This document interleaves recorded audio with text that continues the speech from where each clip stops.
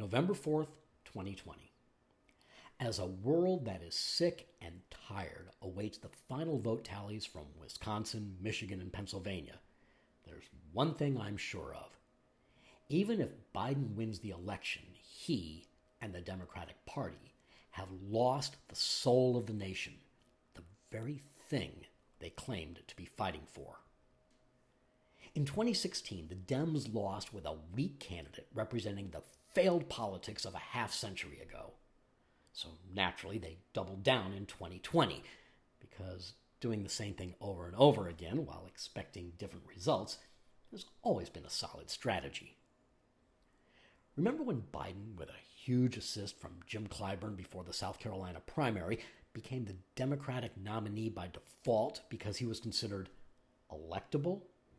Turns out he wasn't, at least not in places like Florida and Texas, and likely not in North Carolina and Georgia either. Just like Hillary before him, along with John Kerry, Al Gore, Dukakis, and Mondale, each of whom won the party nomination based exclusively on their electability. Note to Democrats, to be electable, you have to be electable. As for Wisconsin, Michigan, and Pennsylvania, the White House grounds aside, Trump may not have had much luck with building that border wall, but Biden sure as hell hasn't rebuilt the blue wall. And why do you think that is?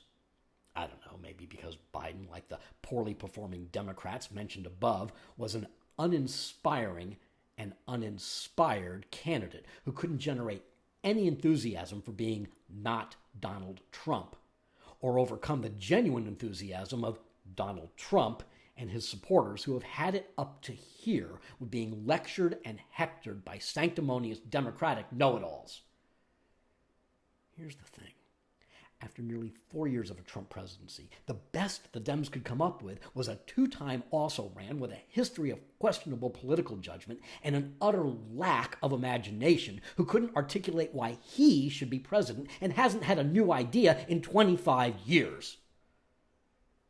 And as predicted in these essays, his insincere phony of a running mate not only failed to prosecute the case against Trump, think about that, she also failed to attract votes that could have tilted the election in Georgia or Texas. On New Year's Day, I practically begged Biden to show enough creativity to choose Will Hurd, which may have put Texas in the win column and certainly would have given reluctant Trump voters confidence that Biden would actually try to unite the nation by splitting the ticket. Then, on Memorial Day, understanding that he hadn't heard me, I offered Stacey Abrams as another good choice. Of course, lame Uncle Joe went with Kamala Harris, so he won California while likely losing Georgia. Another way not Donald Trump blew it. He had no plan, man. Pundits up and down the New York Times editorial page, which was exclusively up, as every one of the Gray Lady's 15 columnists twisted themselves in knots to rationalize their support for the former Veep, criticized the incumbent's lack of an agenda for his second term. But where was Biden's agenda for his first? Trump may have completely bungled the response to a global pandemic, and he has in every way. But what would Biden do differently? How about healthcare in general, Joe? The economy? The judiciary? Foreign affairs? Take your time. I'll wait.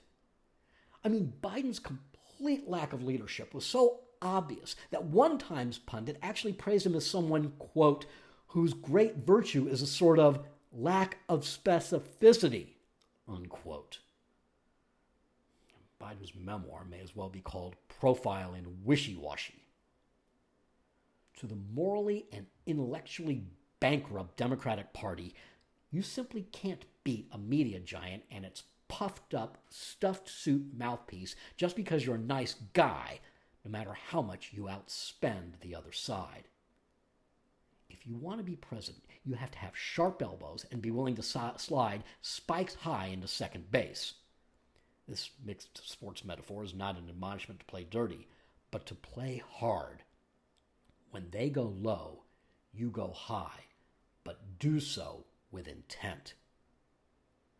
Think of how much enthusiasm Obama generated in 2008, and how much many of us had invested in his success in 2012. Well, that's how Trump supporters feel in 2020. And just because you don't understand it doesn't mean it's not real or relevant. Trump's rallies may have attracted his enthusiastic supporters in the same way that Hitler's Nuremberg rallies did. And like so many of his Democratic predecessors, Biden generated no enthusiasm.